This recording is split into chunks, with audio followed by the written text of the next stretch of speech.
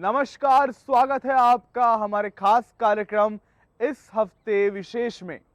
हर सप्ताह लेके आते हैं हम आपके लिए खास खबरों की ये विशेष श्रृंखला।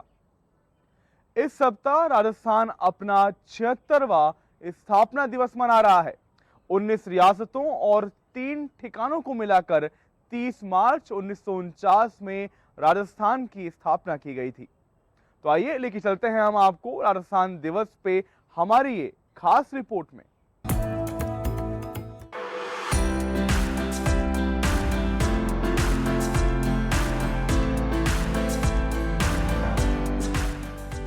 हर साल 30 मार्च को राजस्थान दिवस मनाया जाता है। आपको बता दें, इस बार राजस्थान अपना 76वां स्थापना दिवस मना रहा है। 30 मार्च साल 1949 के दिन 19 रियासतों और 3 ठिकानों को मिलाकर राजस्थान की स्थापना हुई थी।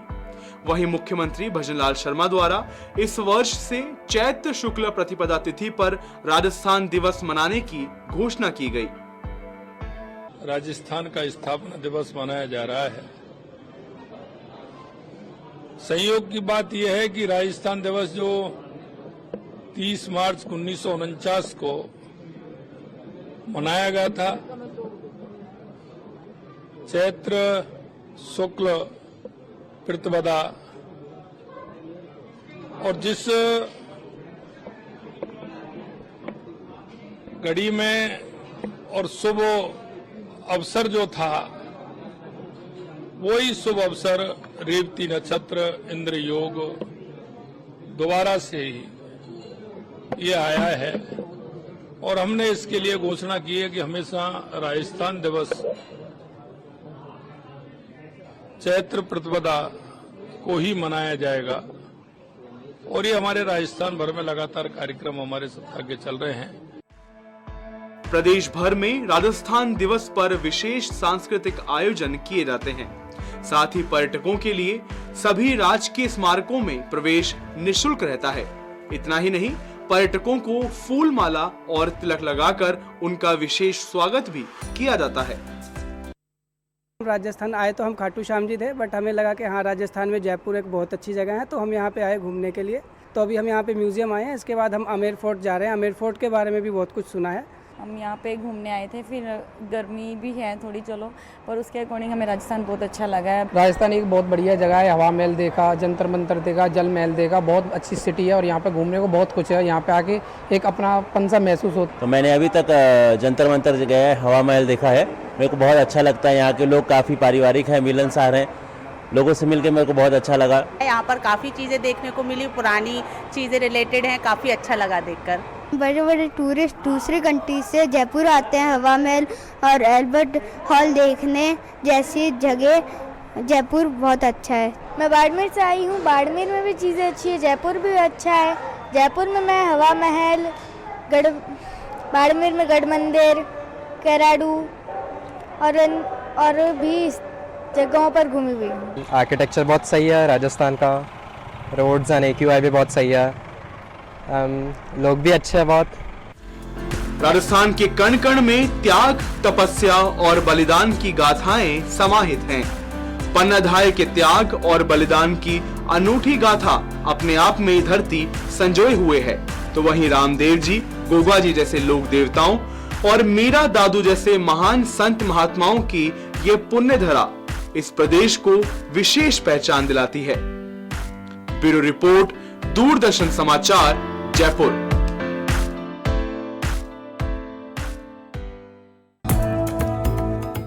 नई शिक्षा नीति के तहत शिक्षण संस्थानों में कई नवाचार किए जा रहे हैं।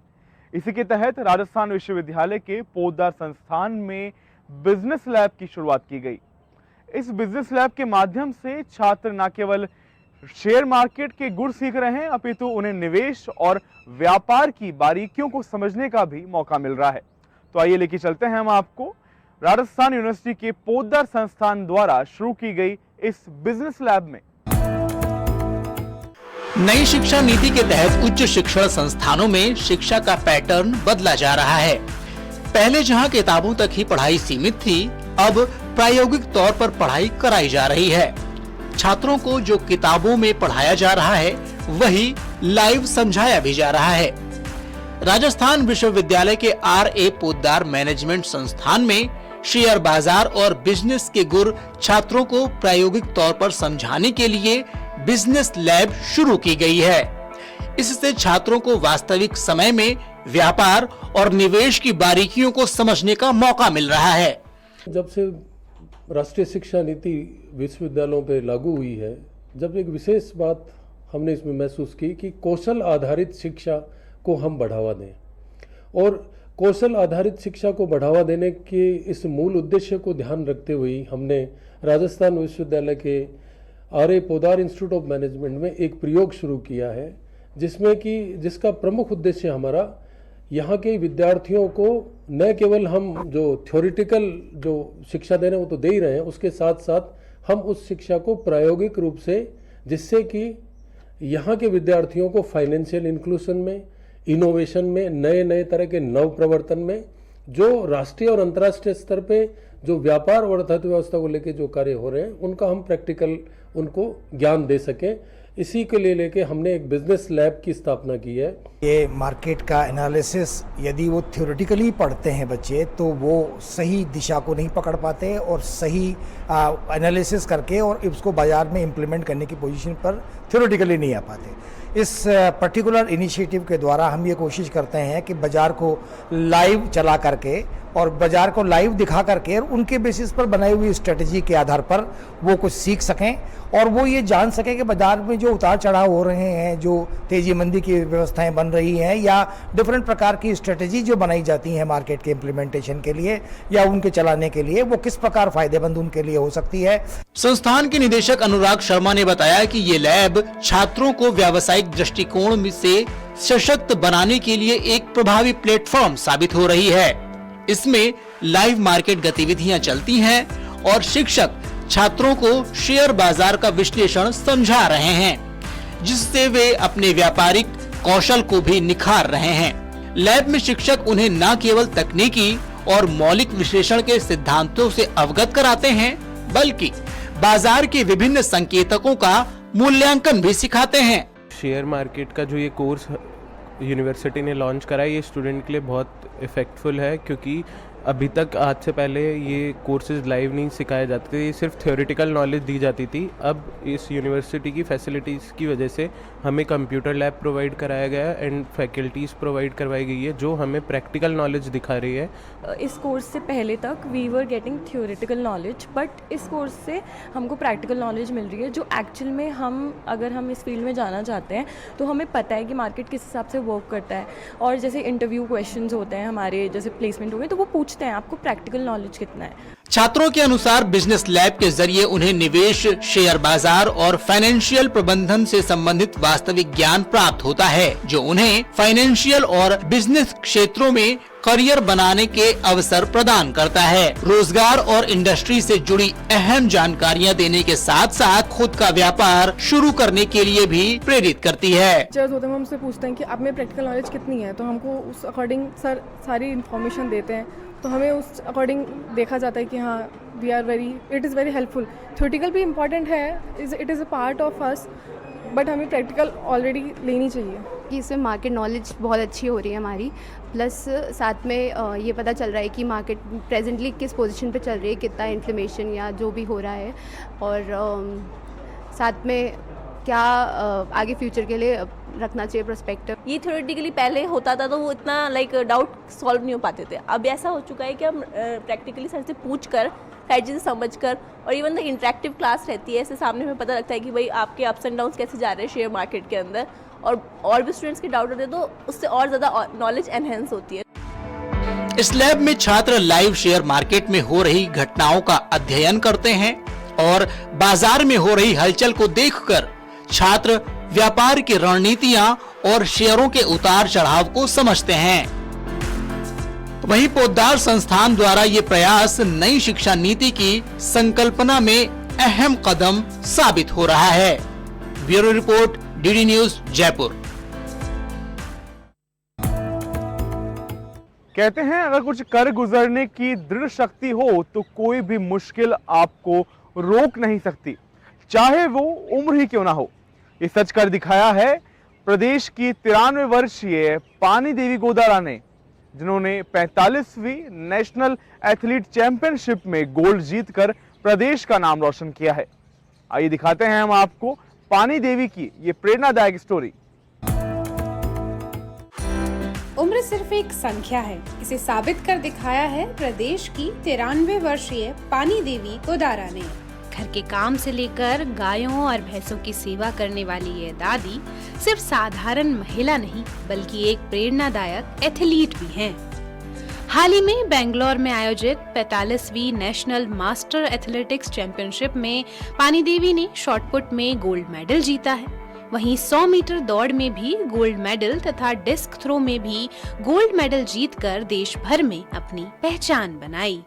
मेरा फोटो है, आज इसको डाल दो, खेलने में डाल दो, मन की बात तू याद देख, वही भाई डालती दाम जी वही बेटा खेल डाल दी, मेरे पे तो खेल डाल दो, अब तो दे दो, कभी बाहर कभी चक्कर खा डाल दी, पर के बाद दौड़ जब मैं चूल्हा दौड़ी, मन की माँ घोड़ो बगा, जब ना घोड़ो बगैर पंजी तस्वीर मुकाबले तस्वीर पकड़ी।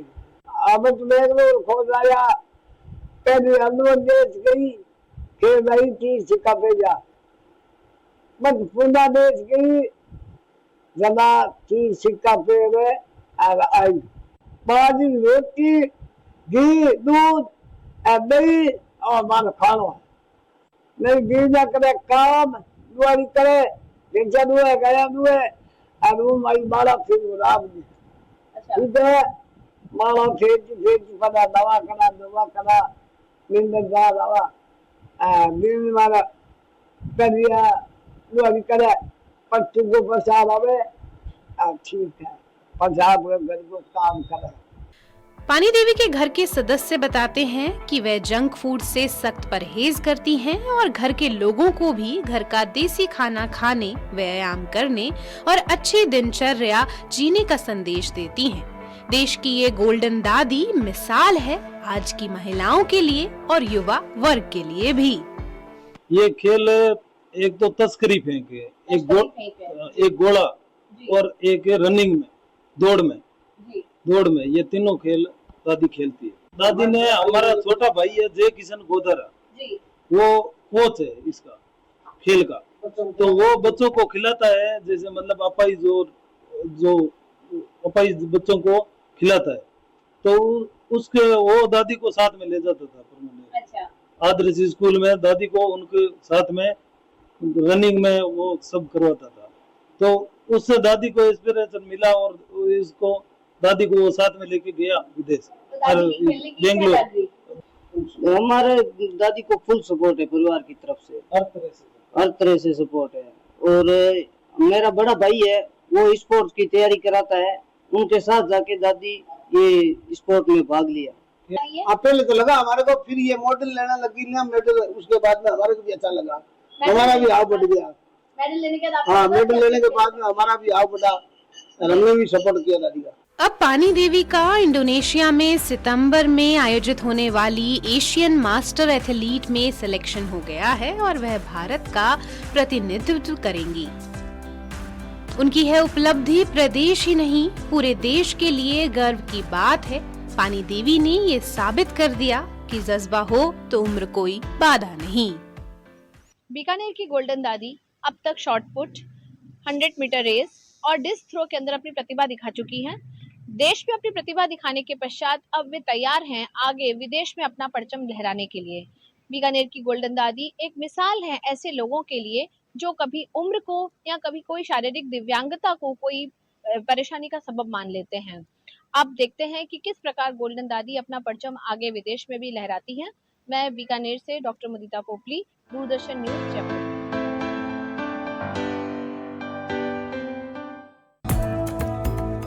आज युवा जहां पाश्चात्य संस्कृति की ओर आकर्षित हो रहा है, तो वहीं बीकानेर के देवी सिंह भाटी द्वारा एक अनोखा प्रयास किया जा रहा है।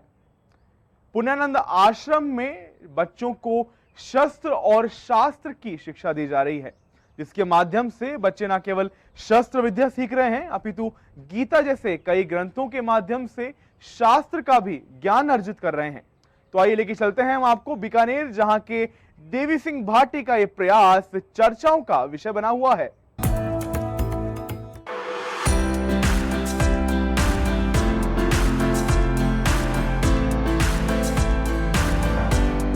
पूर्व मंत्री तथा वरिष्ठ भाजपा नेता देवी सिंह भाटी के मार्गदर्शन में बीकानेर के बच्चों को पिछले 5 वर्षों से शास्त्र और शस्त्र विद्या की शिक्षा दी जा रही है।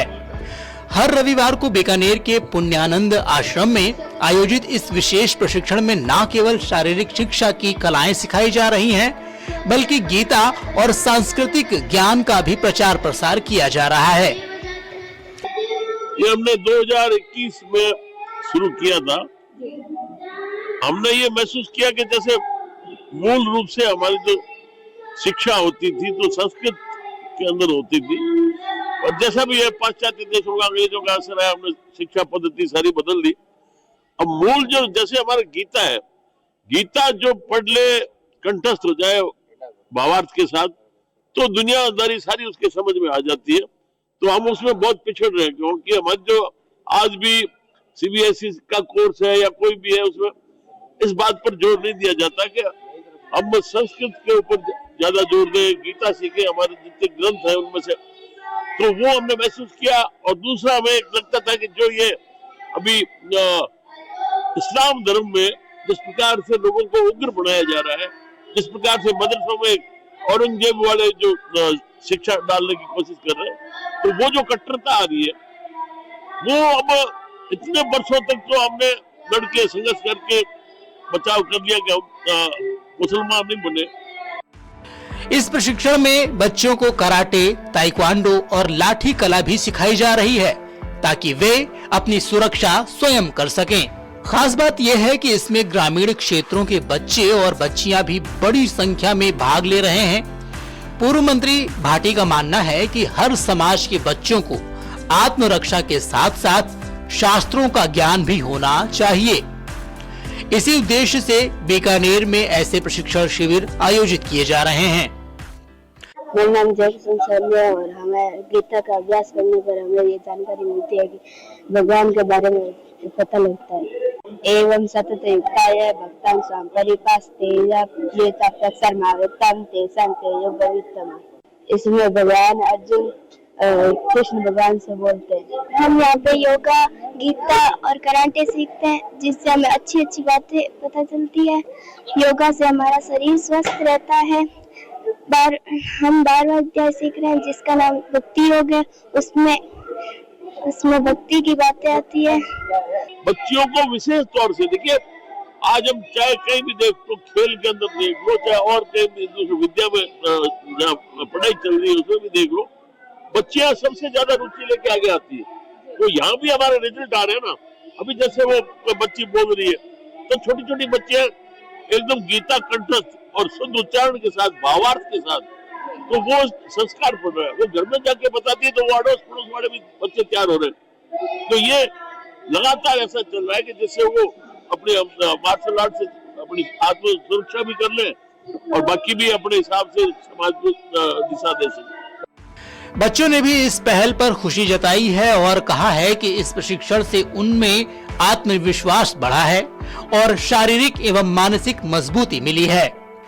शिविर में बच्चों को आत्मरक्षा के साथ साथ गीता श्लोकों का अध्ययन भी कराया जा रहा है। ऋग्वेद वेदीय वेद पाठशाला द्वारा बच्चों को गीता के श्लोकों का अर्थ और महत्व भी समझाया जा रहा है। बीकानेर में इस अनूठी पहल की चारों ओर सराहना हो रही है। बड़ी संख्या में बच्चे इस शिविर में जुड़ रहे हैं, जिससे यह कार्यक्रम न केवल बचपन में आत्मरक्षा के गुण विकसित कर रहा है, बल्कि भारतीय संस्कृति और संस्कारों को भी मजबूती दे रहा है। ब्यूरो रिपोर्ट, दूरदर्शन समाचार, जयपुर। नवरात्रि के आरंभ होते ही प्रदेश भर के शक्तिपीठों और माता के मंदिरों में भक्तों का सैलाब दौड़ पड़ता है। ऐसा ही मंदिर है जालौर का सुंधा माता मंदिर, जो 800 वर्ष पुराना है और भक्तों की आस्था का केंद्र बना हुआ है। आइए लेके चलते हैं हम आपको जालौर के इस सुंधा माता मंदिर में। जालौर जिले के जसवंतपुरा उपखंड क्षेत्र से 16 किलोमीटर की दूरी पर स्थित सुंधा माता मंदिर शक्तिपीठों में अद्वितीय स्थान रूप में एक अलग पहचान रखता है, जहां पर भक्तों का दूर दराज क्षेत्रों से दर्शन के लिए 12 महीने आना जाना लगा रहता है। वहीं हर साल नवरात्रि के दौरान मंदिर परिसर क्षेत्र में श्रद्धालुओं का मेला लगता है, जिसमें राजस्थान ही नहीं गुजरात, महाराष्ट्र सहित देश भर से बड़ी संख्या में श्रद्धालु पहुंचकर देवी के दर्शन और आशीर्वाद प्राप्त करते हैं। बाहर का जो आप देख रहे हो मंदिर का, ये शाचक देव के टाइम से बना हुआ है। ये 750-800 साल हो गए। इनसे भी पहले जानकारी है तो वो पांडुलिपि लिखी हुई है, तो पांडुलिपि ये लगभग पांडवों के टाइम की है। तो उस समय से भी पहले मंदिर में भूर्भुरेश्वर महादेव है और भूर्भुरेश्वर महादेव की ओट में माता जी यहाँ आए हुए हैं। सुंधा पर्वत की प्राकृतिक सुंदरता भी दर्शनार्थियों को अपनी ओर आकर्षित करती है। यहाँ की शांति, धार्मिक महत्व और ऐतिहासिक पृष्ठभूमि इसे एक अद्वितीय पर्यटन स्थल बनाते हैं, जहाँ आस्था और इतिहास का संगम देखने को मिलता है। मंदिर के पुजारी दिनेश महाराज बताते हैं कि सुंधा माता मंदिर 800 साल पुराना एक धार्मिक और ऐतिहासिक स्थल है। यह मंदिर चामुंडा देवी को समर्पित है और अरावली की पहाड़ियों में 1200 मीटर की ऊंचाई पर स्थित है।